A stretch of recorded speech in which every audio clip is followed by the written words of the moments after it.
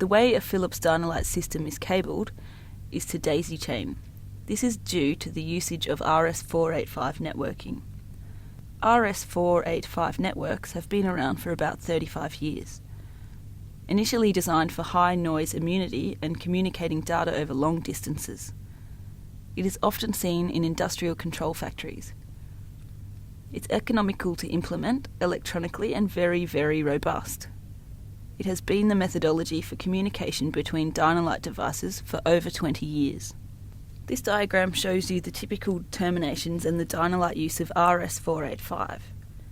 Typically, RS-485 is referred to as a multi-drop concept. The way Dynalite has implemented RS-485 is to use the data pair for data communication between devices. We then have a ground and plus 12, which is designed to give voltage out to all of the load controllers, then out to the field devices such as sensors and panels.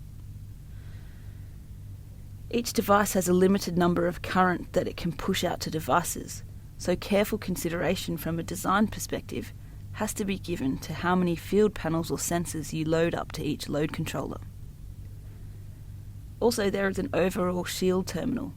This is designed primarily so it's basically 100 ohms to earth in all of the load controllers and basically goes to the fascias of most field panels, effectively discharging static away from crucial electronics and giving higher noise immunity. The limitations of RS-485 on Cat5 is 1 kilometre or 1,000 metres. Typically used for Ethernet connections, we are limited to 305 feet or 100 metres on a typical point-to-point Ethernet cable. But because of the RS-485 implementation and the way it works, we can go up to 1 kilometre. Also, you can put up to 100 devices on any single cable. RS-485 transceivers used in the Philips Dynalite products are what we called ultra-light power devices, which means you can adopt up to 100 individual devices on any single piece of cable. We highly recommend that you always have a maximum of 50 per spur, mainly to assist in fault finding. If you do have a fault and you have 100 devices terminated, it makes it a very hard process to find that fault. Also, as part of the load controllers, there are indication LEDs. If they blink fast on the controller at 4 Hz, that basically means that there is network activity. If it is normal rate, the product is idle. The LED will blink slowly at 1 Hz or 1 flash per second.